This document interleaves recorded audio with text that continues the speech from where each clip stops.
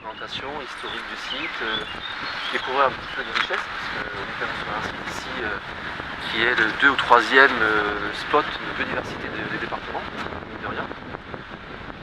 Malgré une histoire du site ici qui était sous l'exploitation de l'activité anthropique, qui ont fortement marqué le paysage et le site, et malgré cela, la nature a repris le droit. Tu veux dire que c'était anthropique? C'était une carrière de sable ici avant. Ah, c'était une D'ailleurs, je vous ferai les photos, ouais. D'accord. Donc aujourd'hui, on est sur un site ici avec une forte diversité biologique, aussi bien en plantes qu'en animaux, ouais, et puis champignons également, un site très très important. Pourquoi aussi? Parce qu'il y a eu aussi beaucoup d'inventaire de faits. On est dans la réserve naturelle, donc il y a eu beaucoup de personnes à passer, beaucoup de botanistes, beaucoup d'écologues et autres qui ont du coup approfondi des inventaires qui ont été faits au continu. Donc il y a eu une pression d'observation également assez forte également. Et puis si vous avez des questions, comme à chaque fois, n'hésitez pas. Alors tu dis c'est le 2e ou 3e site, alors le premier c'est lequel? Site du département? Je crois que c'est vers Erquy, D'accord. Morieux, il faut savoir donc que les dunes de Bon-Abri, à ma gauche, c'est le seul espace terrestre de la réserve naturelle. Donc sur les 1140 hectares de la réserve, 7 hectares correspondent donc à cet espace terrestre que sont les dunes de Bon-Abri. Le reste, ce n'est que du domaine maritime, l'estran et puis les prés salés. C'est une propriété aujourd'hui qui appartient au département de Côte-d'Armor. Qu'il a acquis en 1981, puisqu'avant ça appartenait donc à un propriétaire privé. Il faut comprendre ici, donc avant les années 50, c'était un seul massif dunaire. Entre donc les falaises qui sont derrière vous, jusqu'à la grande île, jusqu'à la pointe du Blanc, jusqu'à la falaise, c'était un seul massif dunaire. Il n'y avait pas de route, comme vous pouvez voir actuellement. Autrefois, il y avait juste un chemin d'accès. La route a été créée dans les années 60 pour l'accès des mythiculteurs à leur zone de travail. Donc, du coup, ça s'est élargi, ce qui a cassé de manière profonde donc, le cordon dunaire. En plus, dans les années 50-60, il y a eu un camping qui s'est installé. Donc, la propriété ici, donc, derrière vous, camping qui était autrefois donc, composé de toiles de tente, camping familial, très familial. J'ai une photo pour montrer un petit peu à quoi ça ressemblait.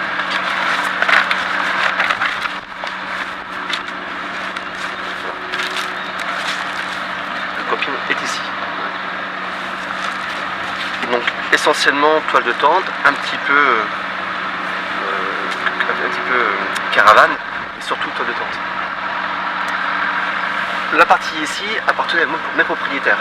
Donc il y avait un côté développement touristique par le camping et ici le propriétaire exploitait le site en carrière de sable. Donc il creusait, il prélevait le sable à des fins économiques pour le revendre derrière. C'est bien que le site était totalement dénudé. C'était que du sable, comme on peut voir sur les photos des années 60, avec des trous un peu partout. J'ai une autre photo.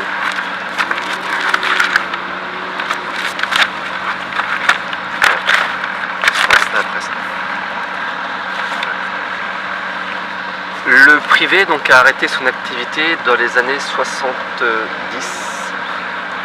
Dans les années 70, oui. Je sais pas.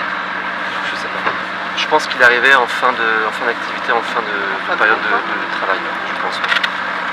À cette époque-là, donc, le département s'est positionné pour mettre en place une DUP, une déclaration d'utilité publique, qui en finale donc l'a acquis en 1980. Exactement. Mais avant l'acquisition, entre le temps, donc la fin de carrière et l'acquisition du conseil départemental, cette zone donc, a servi à de nombreuses activités, puisque ça a servi donc, de terrain de camping sauvage, de terrain de motocross, de décharge également, et de baignade. On a des trous d'eau qui se sont comblés d'eau, et donc des gens venaient ici se baigner. La baignade a été interdite fin années 70 pour des raisons sanitaires, puisqu'il y avait des parcelles au-dessus qui étaient cultivées, donc traitement phytosanitaire important, donc la qualité de l'eau était plus bonne, donc du coup la baignade était totalement interdite. Donc faut comprendre. Non, c'est de l'eau douce, hein. L'eau douce, ouais. Soit la nappe, soit directement de l'eau de pluie. Il n'y a pas de Il n'y a pas d'eau saumâtre dans la partie dunaire ici. Il n'y a pas de contact avec la mer. Donc en 81, donc, le département acquiert ce site, voilà, totalement perturbé, dégradé. Et à partir donc, de cette acquisition, ils ont commencé donc, à réfléchir sur les aménagements à mettre en place. Ils ont d'ores et déjà donc, protégé en mettant donc, des monophiles. Monophiles, donc c'est un fil et des pieux, hein, pour éventuellement donc, protéger les zones les plus sensibles, notamment en front de mer.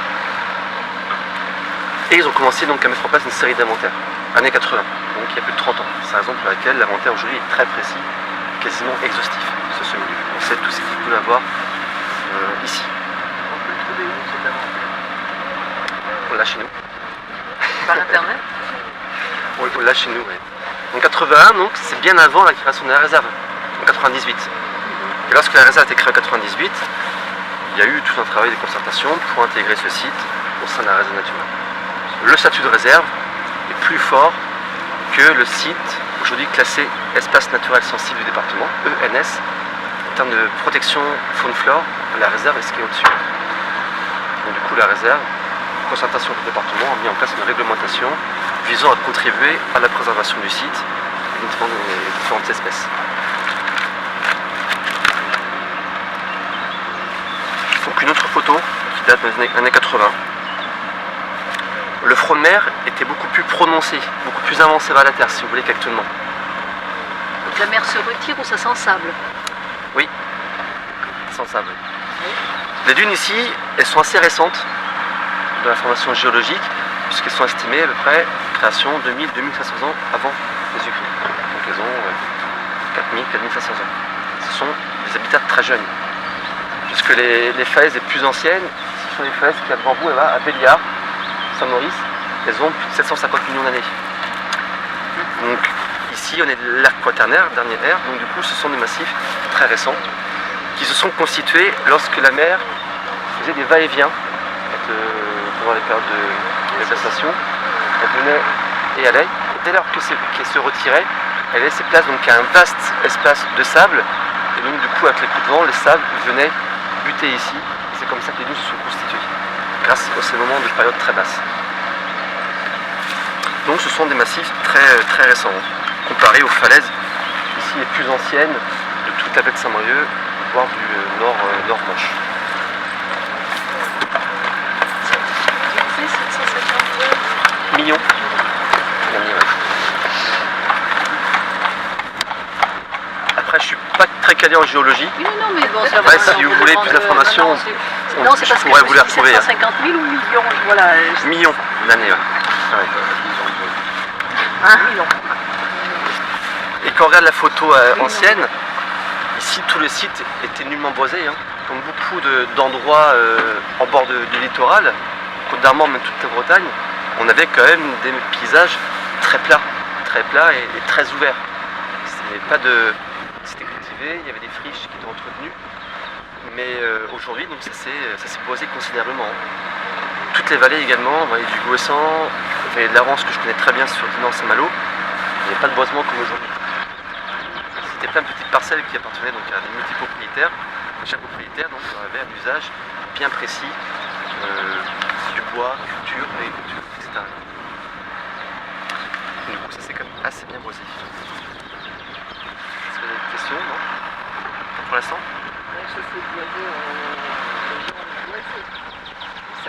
Ça s'est boisé naturellement. Ça s'est fermé naturellement, ouais.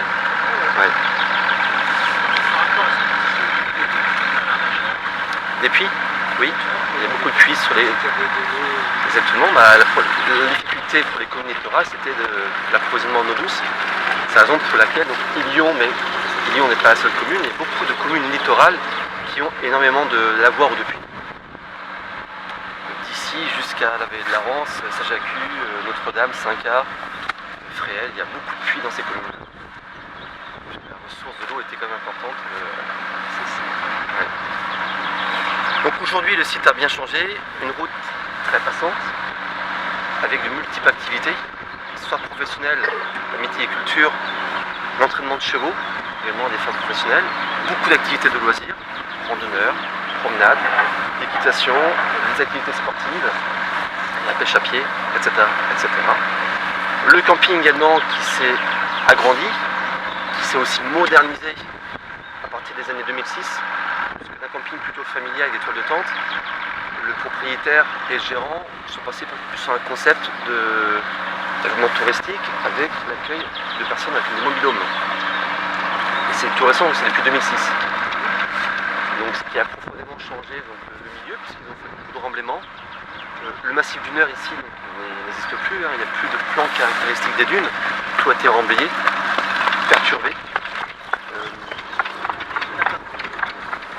Moins sur la partie en hauteur ici, oui. Jusqu'à la limite, ça correspond à peu près au Houillon, à peu près.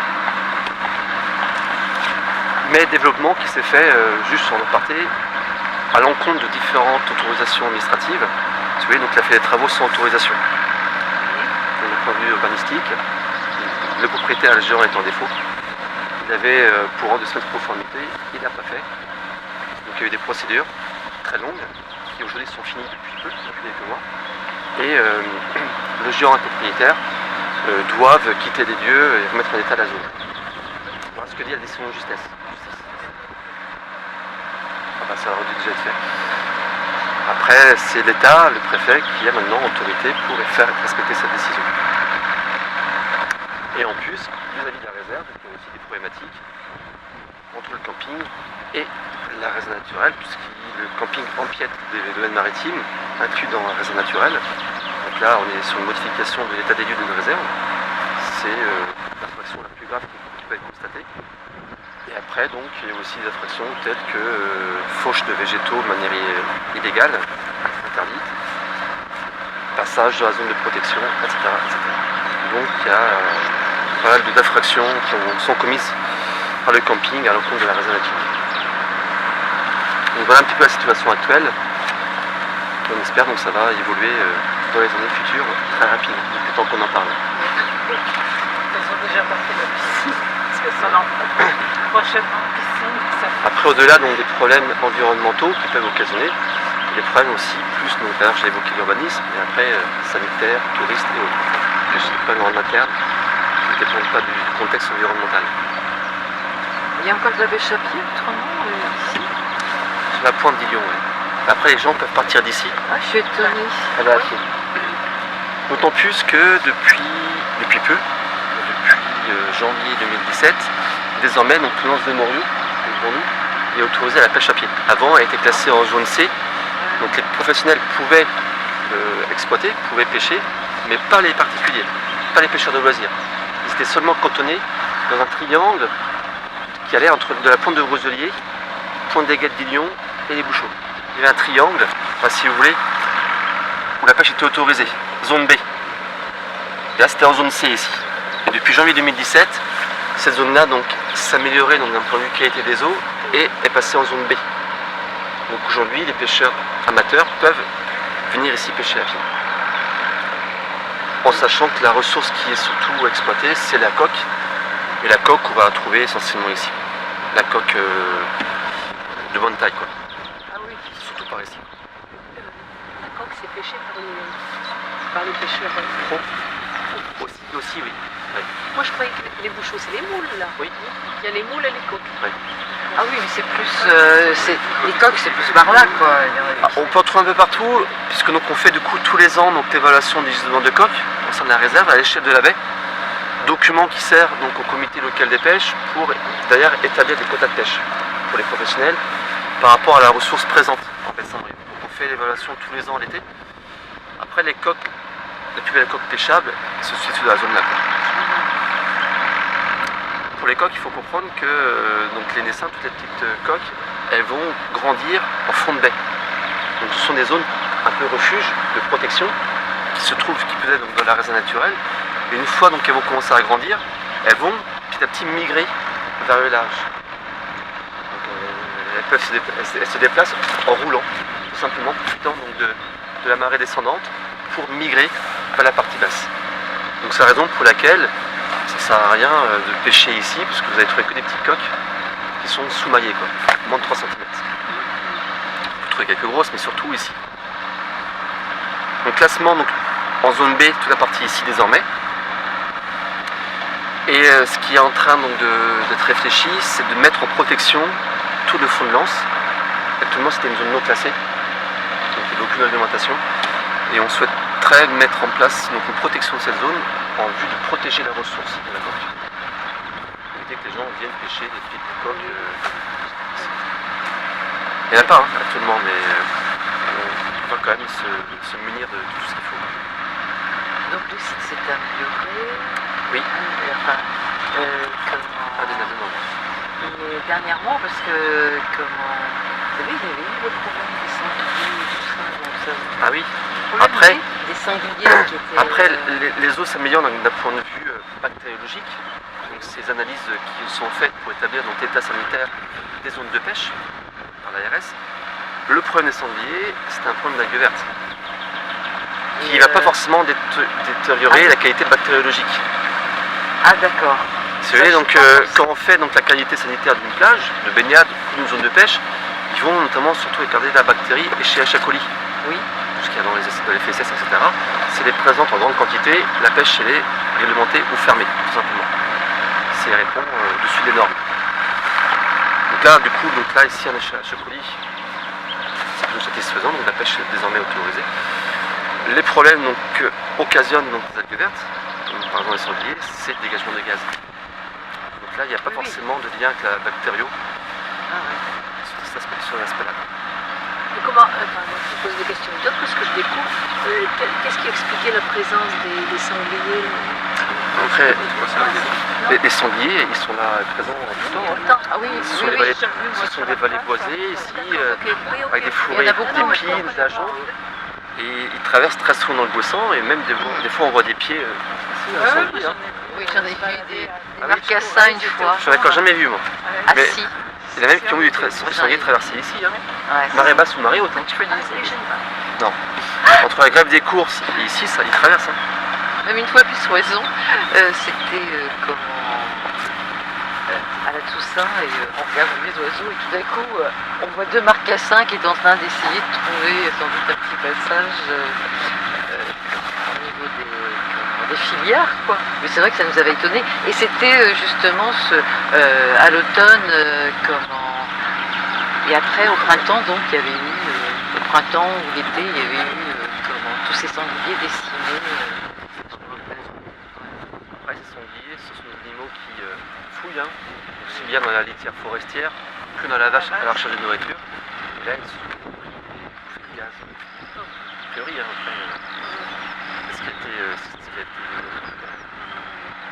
retrouvé dans des sangliers, mais aussi des blaireaux, un ragondin. Il n'y a pas eu que des sangliers en fait. Parce que les blaireaux ragondins, on n'en a pas tellement parlé dans la presse, on a surtout parlé des sangliers parce que c'est très isolé quoi. C'est 36 sangliers, ouais, 36. Tu fais une fouillée, ouais, ça peut arriver. On va un peu plus loin si vous voulez. On va aller...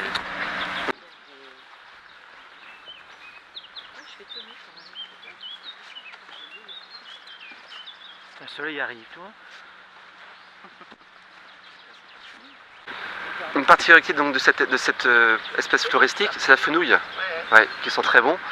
Vous dites là? Fenouil. Non mais moi je dis Le fenouil, pardon, le fenouil.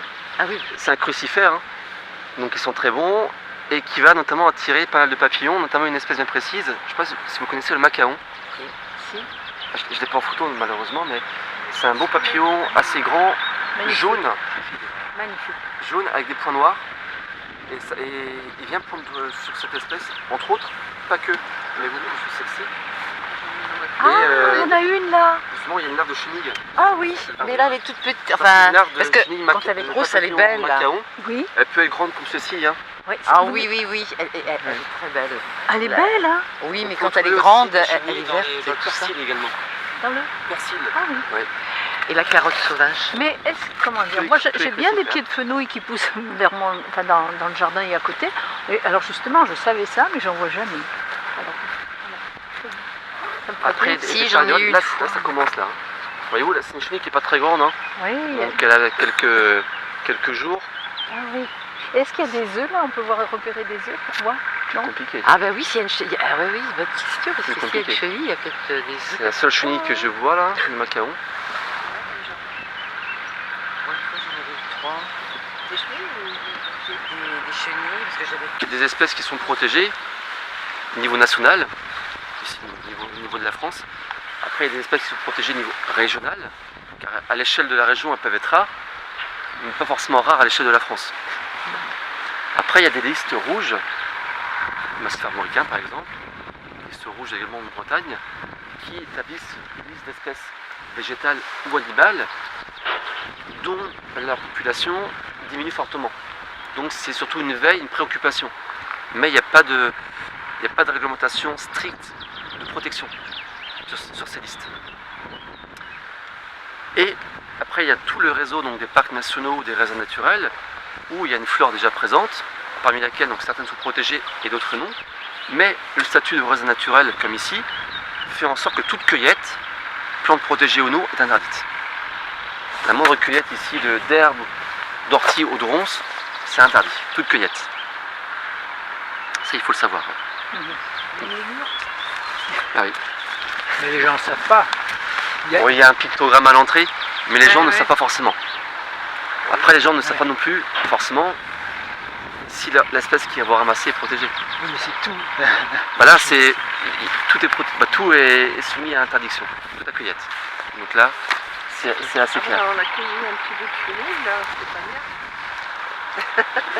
C'est ce qu'on dit aux gens, puisque après, les gens disent ouais, mais si je cueille un petit truc, ça va pas faire grand chose. Mais ici, quand il y a un site qui est très fréquenté, très touristique, donc il y a une des deux entrées, celle qu'on a empruntée, et l'autre qui est un peu plus là-bas.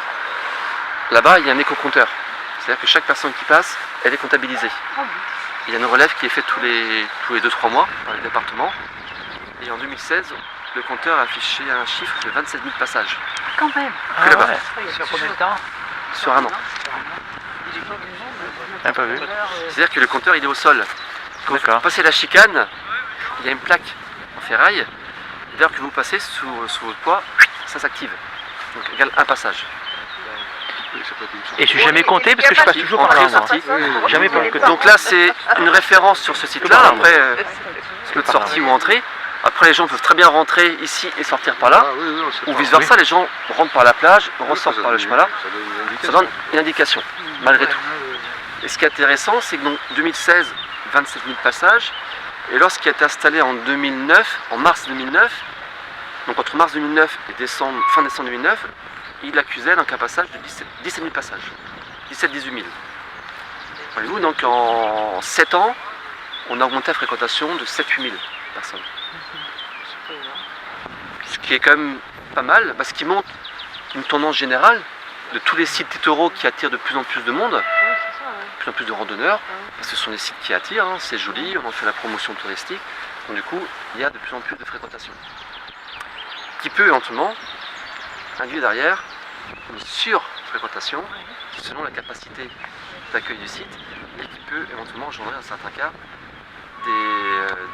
des difficultés de gestion ou des fragilités du site. Oui, mais est-ce que les gens sont plus respectueux ou pas? Ça, la corrélation n'est pas faite. Hein. Voilà, c'est difficile d'aller dans ce sens. C'est ça, parce que les gens sont quand même un peu plus informés qu'avant, donc ils peuvent être un peu plus respectueux. Donc le fait qu'il y ait plus de passages, mais qui restent vraiment dans les chemins, qui ne sautent pas partout, chose qui se faisait avant. Ça serait intéressant d'analyser cet aspect-là, mais aujourd'hui on n'a aucune idée. Oui, voilà, c'est ça, c'est très difficile à analyser, mais je pense que ça doit jouer aussi. On voit bien, nous, là, sur la ski, là, sur le Cap et tout ça, quand on était petit, enfin, les chemins, il n'y avait pas de chemin, on passait n'importe où, n'importe quoi, etc. Maintenant, les chemins, c'est quand même super délimité, et on voit bien que c'est quand même plutôt bien respecté, quoi, parce qu'on... Ce qui est mis en défense, mis en protection, ouais. Comme vous pouvez le voir ici, donc, le département a fait un choix qui est donc d'accueillir le public, hein, c'est aussi une de leurs missions sur tous les espaces naturels sensibles, et ils ont fait un choix de protéger certaines zones par la mise en place de poteaux et de fils, car ce sont des zones qui sont soit qui accueillent donc des espèces emblématiques d'une grande richesse, ou soit ce sont des zones qui sont fragiles, des zones qui ne pourront pas supporter beaucoup de piétinement, notamment c'est toutes les hauteurs des dunes qui sont soumises donc au vent et marées et tempêtes. Donc du coup ce sont des zones qui sont très fragiles, donc c'est la raison pour laquelle le département a seulement délimité des zones où l'accès est interdit. Mais pour autant, il y a quand même une grande partie du site qui est ouvert au public. Voilà. Aujourd'hui, c'est comme ça. Les gens respectent plutôt bien le site. On voit très peu de personnes franchir ces barrières, dégrader le site, tout cueillir ou s'installer. Aujourd'hui, c'est un constat. Après, ça peut évoluer au fil des attitudes ou des comportements des personnes.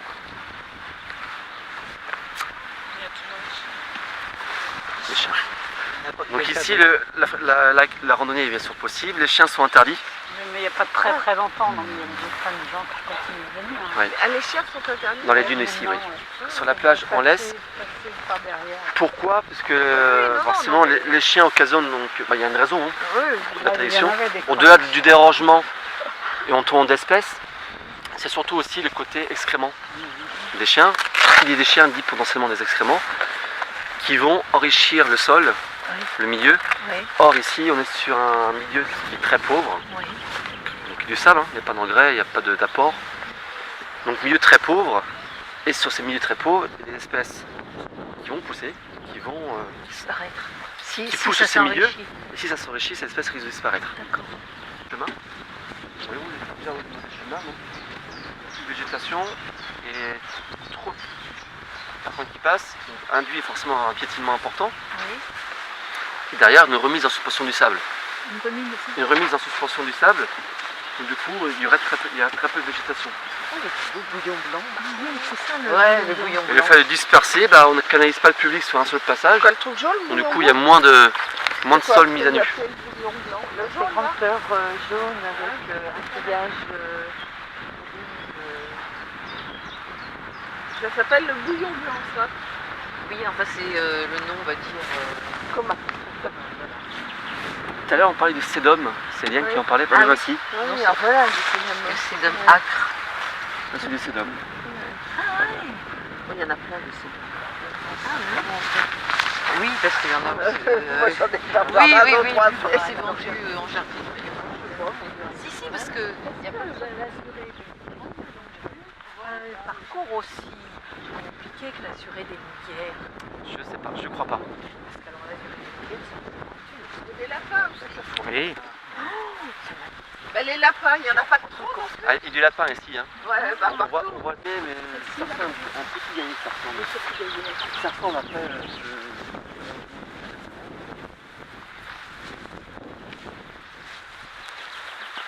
Après, sur ce site, tout à l'heure je parlais de richesse de ce site, il a été inventorié plus de 350 espèces de plantes. Quand même, ouais. sur un milieu pauvre. Et oui, sur ce milieu, il y a des espèces bien spécifiques qui poussent qu'ici, quoi.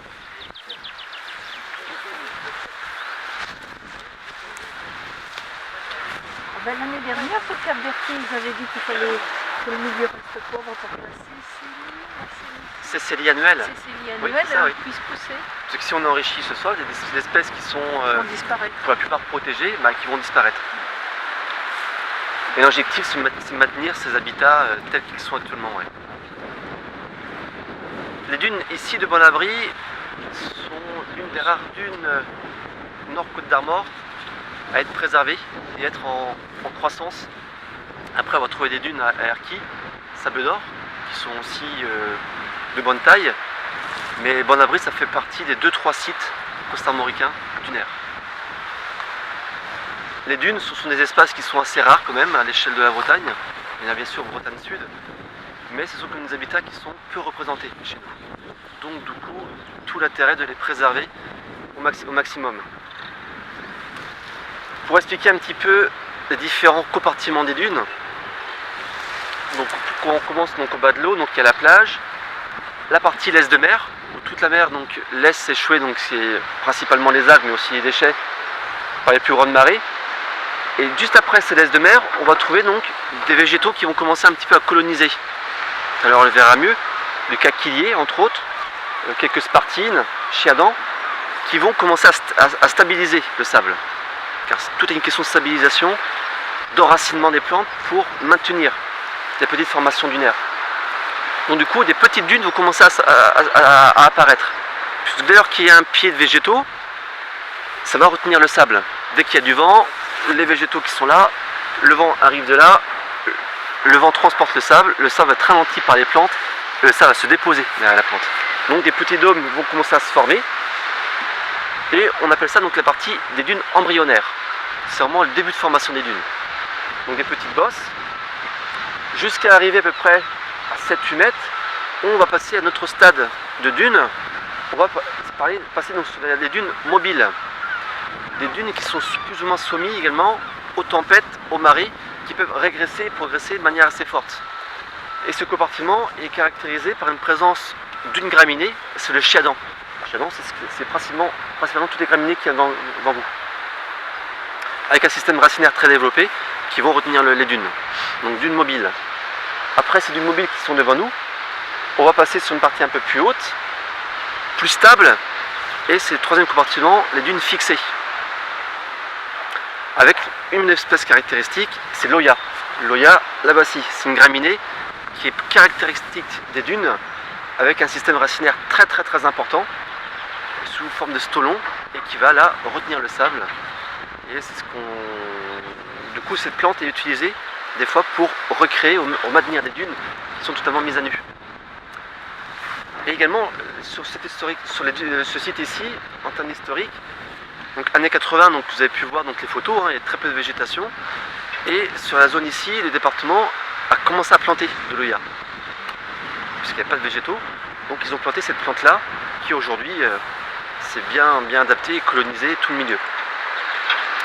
Après les dunes fixées, on va arriver donc sur une descente. Là on est sur des hauteurs, des dunes un peu plus basses. On va passer donc sur les dépressions arrière-dunaires. On va trouver donc des pelouses de graminées, d'autres plantes bien spécifiques, donc une végétation assez rase. Derrière ces dépressions arrière-dunaires, on va trouver des parties un peu plus humides. Peut-être les mares ou carrément des prairies humides.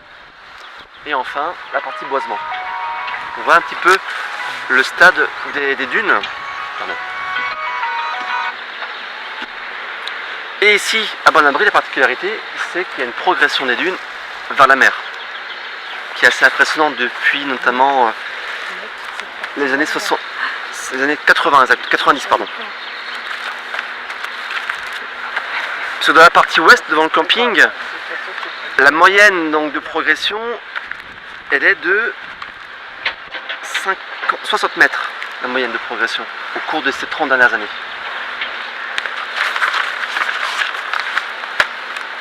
Donc on réalise à la réserve un suivi photographique de différents milieux, notamment le site là-bas est suivi. Voyez-vous, années 80, si on prend un point de référence qui est Macroix, qui correspond à peu près à la hauteur du talus, les saules, et 2014, donc la mer arrivait au pied du talus, sans encombre. 30 ans après, il y a eu la végétation à pousser. Dans la partie la plus large, il y a eu 80 mètres qui ont été gagnés. Maximum. Donc ça se remblaye. Ça sent sable, en effet. Enfin, Ouais, du coup, ça va Et creuser ici, ailleurs. pareil, ici, une moyenne est de 30 mètres de progression. Moindre, parce qu'on est un peu plus exposé au courant et aux tempêtes, mais malgré tout, il y a quand même une progression assez intéressante. Pourquoi après on est sur une baie, une anse qui est un peu abritée, semi-abritée des vents d'ouest. Ça, c'est une première raison. Ensuite, il y a aussi tout un maintien à l'aise de mer qui est faite. Donc du coup, l'aise de mer qui va retenir donc qui va retenir les plantes et puis apporter qui plus est de l'engrais à ces plantes. On peut aussi supposer que les débris coquillers des moules contribuent à l'ensablement. Ça peut être aussi une hypothèse qui peut être discutée. Parce que les coquilles vont remonter sur la plage et puis retenir le sable. Donc une dynamique assez positive ici, très positive. Ce qui est rare à l'échelle des massifs dunaires, puisque si vous vous promenez en Vendée ou sur la côte atlantique, les dunes ont plutôt tendance à régresser. Et notamment, même sans aller chercher plus loin en Vendée, même en Bretagne ou en Côte d'Armor, des sites où il y a un ramassage mécanique de la laisse de mer, un tractopelle ou un tracteur, là ça va aussi déstabiliser les éventuelles dunes qui sont derrière. Ici, il n'y a pas de ramassage mécanique. C'est tout le travail que nous menons, avec le ramassage manuel des déchets. Donc ça contribue aussi au maintien des dunes. Et avec le ramassage des allées ouvertes quand même. Non, après donc, les ramassages se font selon certaines règles qui ont été validées par le Conseil scientifique de la réserve. Pas de ramassage à marée haute pour ne pas donc, impacter la laisse de mer et encore plus les dunes. Donc il faut ramasser à un certain moment de la marée à quelques dizaines de mètres beaucoup plus bas que les dunes, quoi, forcément. Vous ne les verrez pas ici ramasser à pleine mer, fort coefficient, dans la végétation. Là. Pas ici. Non. Elles sont stockées et ces algues, elles sont mises. Elles sont séchées ici pendant 24 heures, le temps que l'eau s'égoutte de ces algues. Ouais. Et ensuite, avec des camions, elles sont transportées à l'usine de l'Antique. Ah oui, c'est à l'antique. Donc usine de compostage derrière. Pour les revaloriser derrière en amendement agricole. Donc ici, donc, il y a une plateforme donc, de ressuyage des algues, dans l'abri. Il y en a une autre sur la commune de Morieux, à Saint-Maurice, à l'entrée de la cale. Et la troisième plateforme, c'est la grève des courses, sur Saint-Brieuc. Il faut aussi que ces plateformes soient réalisées sous certaines conditions, en termes de sécurité également, par rapport à l'accueil du public et autres. Il ne faut pas non plus qu'il y ait trop de zones à se déstabiliser et puis à créer des vasières. Ça peut être dangereux en termes de dégagement ensuite de gaz. Là, elles sont fraîches, il n'y a aucun risque. Oui, c'est. Mais c'est vrai que ça représente quelques tonnes.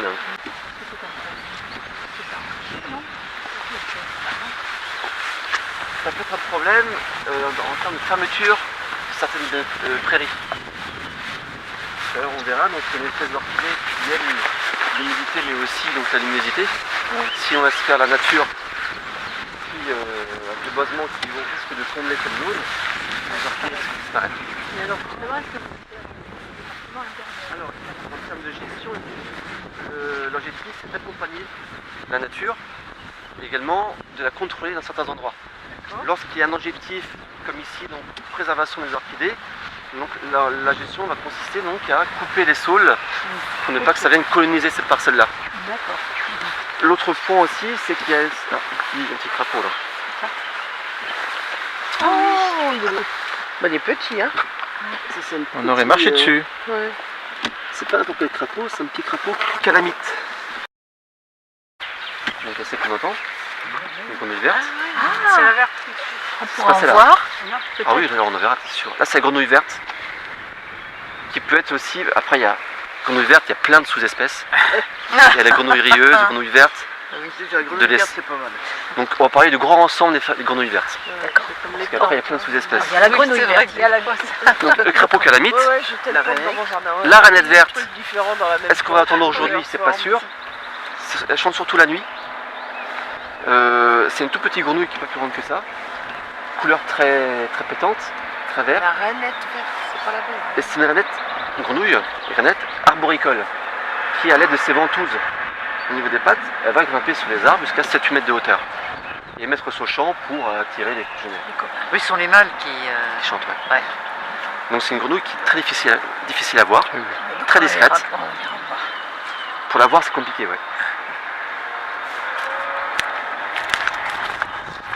Après, donc, il y a la grenouille agile, Ah oui, ça bouge, hein, ça.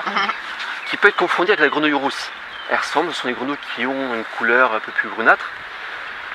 La différence, la grenouille agile, elle a un museau assez prononcé, assez pointu, que n'a pas la grenouille rousse.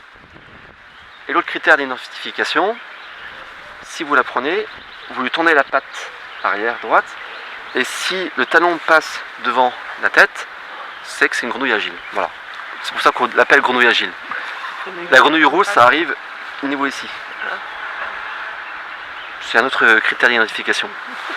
Elle fait du yoga, c'est pour ça. Ouais, c'est ça. Comme la grenouille rousse, donc elle habite la grande majorité de son temps donc, dans les bois. Et elle vient se reproduire donc, dans les mares forestières, comme ici. Où il y a une étude qui est faite tous les ans aussi. On comptabilise tous les ans les pontes de grenouilles agiles. Avec elles, c'est simple, une ponte c'est égale un couple. Ce qui n'est pas le cas avec des crapauds par exemple. Une ponte égale. Un couple. Donc du coup, depuis quelques années, donc, on a une évaluation, un suivi bien précis et on sait le nombre de couples de grenouilles présents qui viennent ici. peut nous donner donc une indication sur la qualité de l'accueil du milieu. C'est la raison pour laquelle on travaille sur cette seule espèce d'amphibien, ici, dans les mares, de façon à pouvoir suivre la qualité d'accueil de ce milieu. Et alors vous êtes évalué à combien de couples, puisque combien de pontes? En moyenne 100. Une centaine. pontes. Une centaine de couples. D'accord. Et ces pontes sont faciles à identifier puisqu'elle va pondre un amas d'œufs bien rond, accroché à une branche ou un végétal. Donc c'est facile à repérer. Puisque les crapauds, donc, ce sont des longs filaments de quelques mètres, des cordons, des filaments enroulés autour des végétaux, dans l'eau. La grenouille rousse, elle va pondre plutôt dans les prairies. Prairies au mois de janvier-février, prairies humides inondées. Donc là, ce sont des pontes les unes à côté des autres. Donc du coup, c'est facile à identifier. Et alors celle-ci, là, Gilles, c'est Un mât, un rond d'œufs accroché à un végétal. D'accord. Ah, il y a du triton aussi. Triton palmé, c'est le triton le plus commun qu'on a chez nous, avec les pattes arrière palmées. Et pour identifier mâle-femelle, le mâle est un peu plus coloré, et le mâle a surtout un filament à la fin de la queue, que n'a pas la femelle. Un filament tout fin. Ah oui. À cette époque-là, non. Palmé, ils colonisent les mares à partir de mars-avril, Et ils sont où, À ce là, moment-là, on aurait pu en voir. tritons, là dans les bois, Ils sont dans les souches, sous les feuilles cachées. Parce que tous les amphibiens viennent à un moment donné, donc, durant un cycle de leur vie, notamment autour de la reproduction, ils se rapprochent des mares. Pendant quelques mois, puis le reste du temps, ils sont ailleurs, hein, dans les jardins, dans les bois et autres. Ça, donc amphibien, amphi, donc c'est il y a deux vies, vie terrestre et vie aquatique. Là, cette année, il y a quasiment pas d'eau. Ils sont quand Il y a même pas d'eau. réussi à faire leur ponte et tout. Ah oui, oui, oui. Dans les Donc, on a- toutes petites mares, là. Bah oui, oui, ouais. Bah, c'était plus facilement visible du coup. Bah oui, parce que c'était vraiment... Ah, Ouais, oui, là, il y a Il y pas a eu d'eau. plein de crapauds également, qu'on Ah a ouais. vu plein de têtards, ouais, de crapauds entre autres. Ouais. Donc en amphibien, il y a Donc Là. 1, 2, 3, 4. aussi le pélodite ponctué. C'est quoi? C'est des pylodis? C'est un petit crapaud qui vit également dans les massifs dunaires. J'ai pas de photo, Alors c'est là. dommage, mais c'est un Ah tout petit ouais. crapaud. Pylodie. Il est comment ça, il est brun gris, avec plein de petites taches vertes. Il est persillé, qu'on appelle ça. Il est persillé de points verts. Pylodite. Pélodite ponctué. Et son chant est très sympathique puisque on dirait deux boules de pétanque qui s'entrechoquent. Ah ouais. Ah ouais, c'est ça. Ouais. Donc on peut l'entendre de temps en temps ici également. Pélodite ponctué.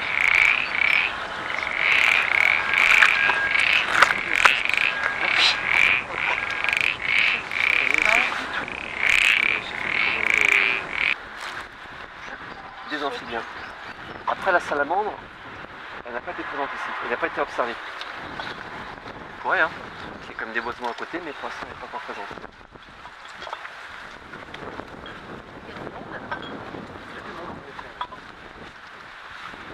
Après, plus il y a de l'eau, plus la capacité d'accueil est grande, du coup. Oui, certaines années, il y avait de l'eau, mais jusque Euh, devant les barrières. La et mare tout. principale, donc qui se situe ici, Ah, rien. par hiver à forte pluviométrie, il n'y a qu'une seule et grande mare ici. Ouais. Dès que le niveau baisse, il y a un petit îlot central qui distingue les deux mares. En sachant que ce n'est pas les seules mares du site. Il y a d'autres mares moins connues qui sont plus vers le parking, vers le centre équestre. C'est d'anciennes carrières, donc ce sont des trous assez profonds qui sont aujourd'hui envasés, certes. Très également ombragés par les saules, mais il y a 3 trous d'eau là-bas Ah oui. qui peuvent aussi accueillir des Il y a des amphibiens. chevaux là-bas. Ouais. Et donc là, de ce côté-là de la route. Oui, du côté là, ouais. Si je comprends bien, quand on se promène ici dans les villes de Mon-Abri, on voit que cette mare-là, en gros. Les trois autres qui sont, Bah là-bas, ils sont vers plus cachés. sont plus cachés dans les ronces, dans la végétation. Voilà. Donc du coup, quand on vient nous faire les inventaires de ponts de conduits agiles, on vient ici, donc avec des boîtes assez hautes, ici et là-bas, en sachant que s'il y a des hivers où il y a beaucoup d'eau, c'était le cas l'hiver 2013-2014, il y a des petits endroits de dunes qui sont aussi totalement noyés. Notamment la zone qui est derrière vous, la dépression devant les saules, ce sont des zones où il y avait plein d'eau durant l'hiver 2013-2014. Donc ce sont aussi potentiellement des sites intéressants pour les amphibiens. Enfin, il y a aussi une petite mare devant le camping, toujours dans la réserve naturelle. Derrière les saules très clairs que l'on voit, il y a également une dépression qui peut être aussi, qui peut servir de lieu de ponte pour les amphibiens. Et après, plus exceptionnel, carrément également dans les dunes devant le camping, où il y a, près de la Roselière, il y a des petites dépressions très très légères. Et également, s'il y a beaucoup d'eau l'hiver, donc ces dépressions sont remplies d'eau. Et là, il peut y avoir des pontes de pélodite et calamite dans sa dos. Par contre, le risque dans ces dépressions, si elles s'assèchent très rapidement, c'est que les plombs n'arrivent pas à maturité et là, il y a mortalité. C'est le problème de ces amphibiens qui viennent pondre dans très peu d'eau. Ici, ils sont quand même assurés qu'il reste toujours un petit peu d'eau. Après, la prédation peut être plus forte. Moins il y a d'eau, plus il y a de prédation. Les oiseaux, les hérons, entre autres. Après, il y a aussi des prédations par des mammifères. Il y a les putois qui peuvent manger les crapauds, par exemple. Et des fois, ça fait... J'ai vu, pas ici, mais dans d'autres endroits, des charniers de crapauds. Des dizaines de crapauds, les uns à côté des autres ou les uns sous les autres, où ils sont totalement retournés. Et là, le putois, généralement c'est le putois, ou le vison, mais surtout le putois, mange qu'une partie du corps du crapaud et rejette tout le reste. Tous les boyaux, tous les intestins, et ils les rejettent. Donc du coup, ils sont totalement éventrés. Mais j'ai vu le charnier que j'ai vu, c'était 30-40 crapauds sur 2 mètres carrés. Ils n'ont plus qu'à se servir en période de reproduction.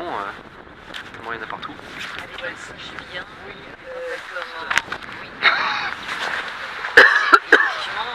un charnier maintenant.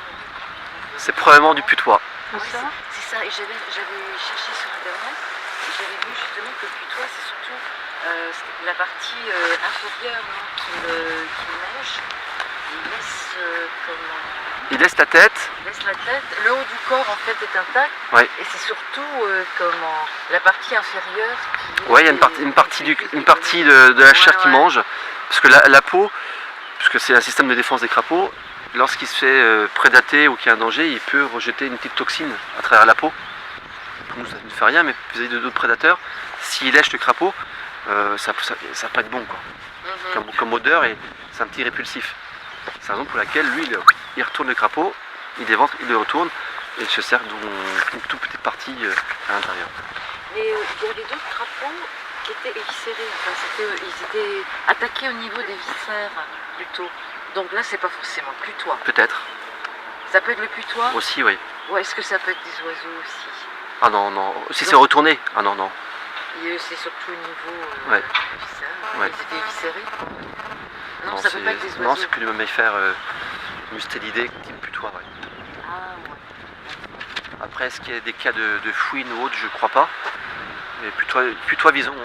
Comme ce sont des animaux également qui fréquentent les milieux humides, rivières, plans d'eau, c'est surtout eux.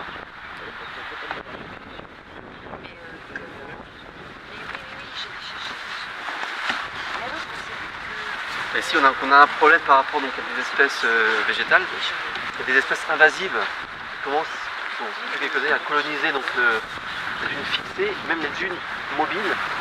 Donc c'est l'érable sycomore, donc ici. Ah ouais, j'en ai. Parce qu'il y a des grands semenciers dans une propriété privée au fond, donc du coup avec le vent, les semenciers, les graines arrivent ici, et colonisent donc la dune. On a également du troène champêtre. Ah. Donc c'est considéré comme des espèces invasives.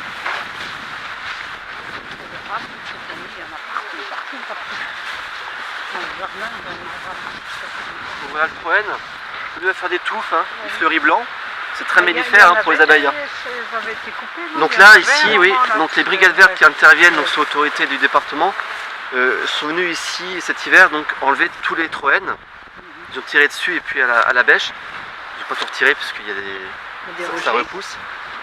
Pour éviter ces buissons puisqu'ils ont tendance à coloniser et à envahir tout le reste de la dune. Donc il y a plusieurs touffes, là. Là, c'est de la famille du pavot. C'est du pavot celui-là, oui. C'est quel...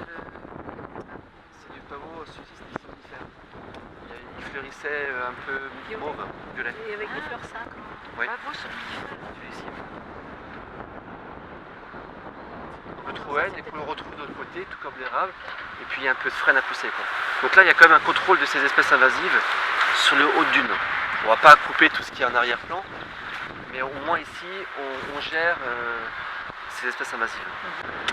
Donc tout à l'heure j'ai dit donc 150 espèces de plantes, oui 350 espèces de plantes, 150 espèces de champignons, c'est aussi très important pour les espèces champignons, qui sont notamment en ourlet près du massif forestier là. La partie un peu plus fraîche, un peu plus humide.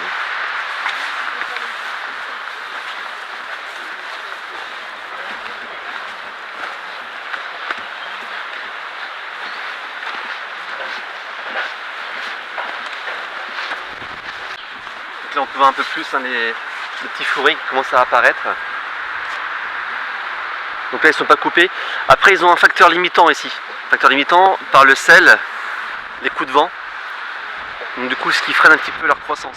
Et pourquoi ils ne le coupent pas? Parce que ça fait partie de nos zones protégées, ils veulent limiter la... Pour l'instant il n'y a pas d'intervention dans la partie là. Ouais. Il y a juste un contrôle qui est fait de façon à ce qu'il n'y a pas trop de... ce qui n'évolue pas. Après s'il y a coupe derrière ils vont pousser, hein, c'est certain. Ouais.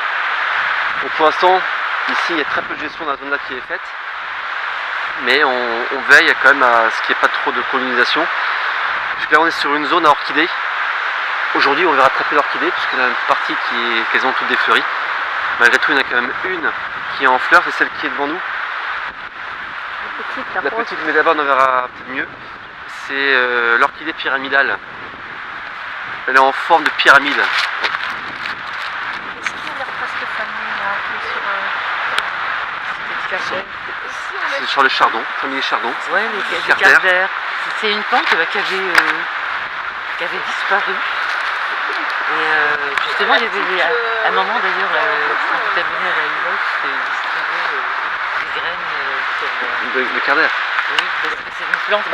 Autrefois, c'était utilisé pour carder, hein, plus ou moins. Mais c'est vrai qu'après, bon, c'était.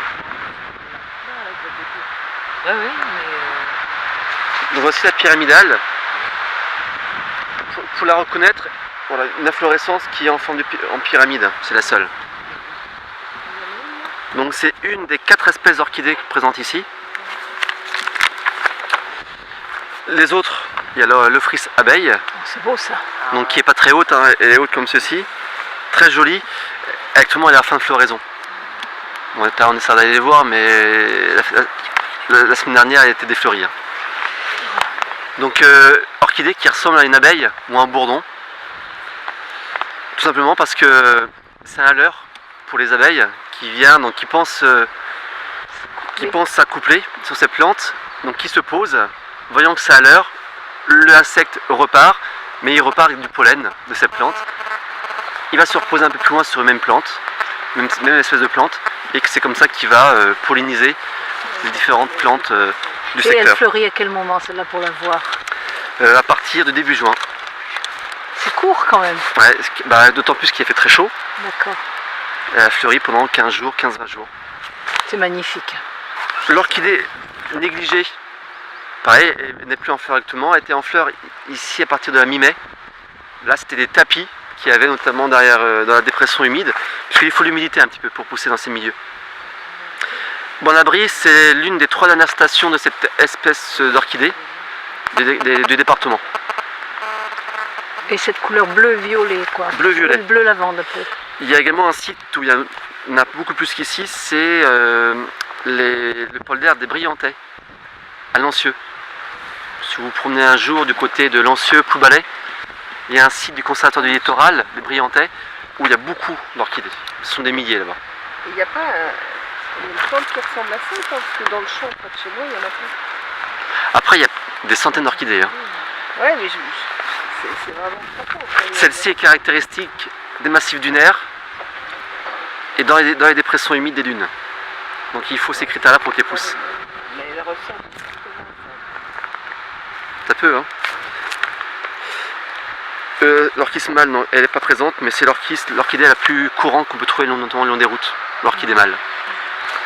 Donc, et la 4e orchidée, qui est très rare ici, qui a été la dernière fois vue en 2014, c'est l'Ophrys araignée, la Sphecodes, qui a été vue ici en 2014. Et depuis, elle n'a pas été recontactée, non. Revue, non. Mais elle a été notée comme présente ici à quelques reprises. Donc c'est 4 espèces d'orchidées, dont celle-ci est protégée au niveau national. Les autres sont pas protégées. On va regarder un peu plus loin si on voit d'autres orchidées pyramidaires.